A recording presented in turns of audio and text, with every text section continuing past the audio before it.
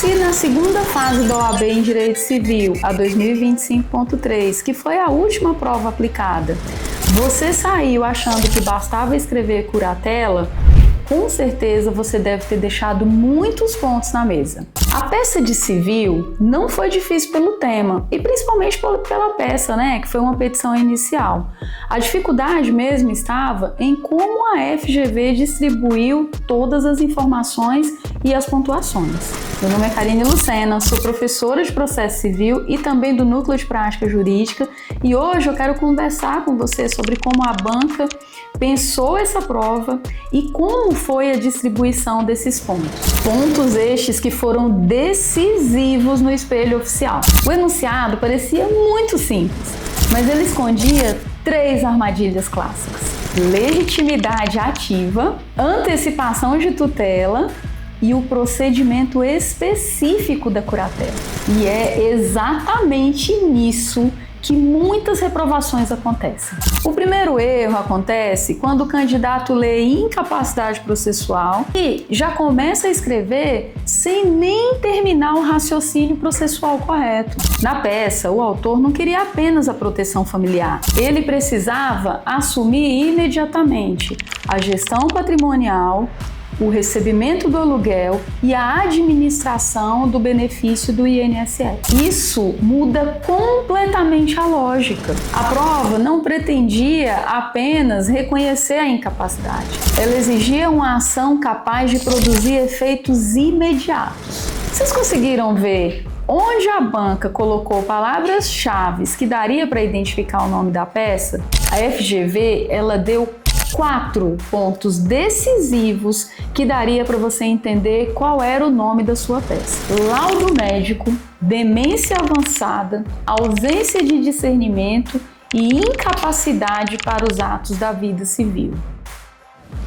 Com a junção destes 4 elementos, a estrutura da peça apontou para que fosse uma ação de interdição com pedido de curatela provisória. O fundamento central, aquela partezinha lá do com fulcro nu, seriam os artigos 747 do CPC combinado com o 1767 do Código Civil. E aqui eu já deixo uma dica para vocês.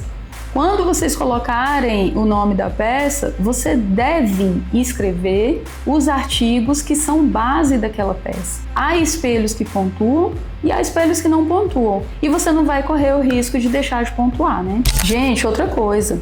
A banca botou a mãe com 89 anos por um motivo técnico. Claro, mas muitos leram isso apenas como um contexto familiar, Só que, juridicamente, isso tinha uma função, minha gente. Marcelo, o autor, precisava justificar o porquê de ele requerer a interdição. O fundamento seria o inciso 2 do artigo 747 do CPC. Você não poderia apenas citar o artigo, você teria que contextualizar, teria que explicar que a mãe existe, só que ela estava impossibilitada de assumir aquela função. E aí, se você fez isso, você pontuou. Por quê? Você fez a junção da norma com a contextualização do caso concreto. E esse tipo de contextualização é o que gera a pontuação real. Isso é tese. Outro dado muito importante que provavelmente foi ignorado. Sandoval, o interditando, ele era solteiro e não tinha filhos. E isso afasta a preferência de outros legitimados. Cada linha do enunciado tem uma lógica e tem um porquê. E quem guarda isso consegue entender exatamente como o examinador pensa. Agora vamos falar de outro ponto muito forte da peça. Afinal, onde estava escondida a tutela de urgência? O enunciado repetia: benefício do INSS, tratamento médico e aluguéis para serem recebidos. E isso, gente, faz vocês pensarem que constrói a urgência patrimonial e logo demonstra o risco em se demorar para esperar a tutela definitiva. E sem alguém legalmente habilitado de forma antecipada, poderia trazer um sério risco para a vida do interditando. Por isso que se requereu a tutela de forma antecipada, ou seja, a curatela provisória. E quais os fundamentos legais para esse pedido? Você poderia utilizar o 749, parágrafo único do CPC ou o artigo 300 também do CPC.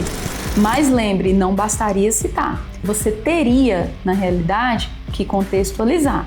E também teria que demonstrar o perigo na demora e a probabilidade do direito. Muitos candidatos também esquecem que a curatela tem rito próprio.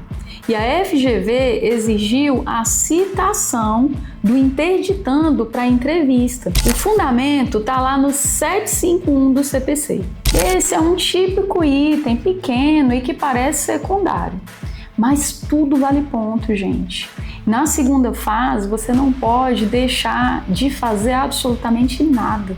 Principalmente quando a peça é simples como uma petição inicial. Cada décimo vale muito para a sua aprovação. Mesmo você acertando a tese, você precisa considerar que a estrutura da sua peça tem que estar impecável, principalmente quando se trata apenas de uma petição inicial. Então vamos relembrar aqui pontos que não podem faltar na tua estrutura: o endereçamento correto, qualificação completa do autor e do réu, considerando lá o inciso 2, do 319, os fatos, tá? Os fatos pontuam, fundamentos jurídicos e legais, lá a parte do direito da tua peça, e os pedidos. Para fazer os pedidos, você volta na sua peça, vem olhando cada tópico que você abriu e reflete isso lá nos seus pedidos, tá? E mais, o fechamento com local / data, advogado / OAB. Não identifiquem a peça de vocês. Essa peça mostrou uma verdade que muitos só descobrem tarde. A FGV não reprova só por falta de conhecimento. Ela reprova também por falta de método. A banca divide a nota em fragmentos e você não pode perder nada. Então, quem identifica rapidamente qual peça resolve tudo, qual artigo sustenta, qual detalhe gera urgência, entra na escrita com segurança. Quem não faz isso perde tempo, trava e começa a errar em sequência. Faz diferença para você estudar entendendo como a banca distribui a nota? Se fizer diferença, eu deixei na descrição o link do material em que eu organizei esse raciocínio de forma completa. No próximo vídeo eu vou continuar com vocês essa sequência. Vou falar com vocês sobre a prova de agravo de instrumento, que foi a 2025.2, e vou mostrar novamente para vocês como a FGV distribuiu a pontuação em blocos. E para você que gostou das dicas, se inscreve no canal e me segue lá no Instagram também. E deixa um comentário se você tiver alguma dúvida.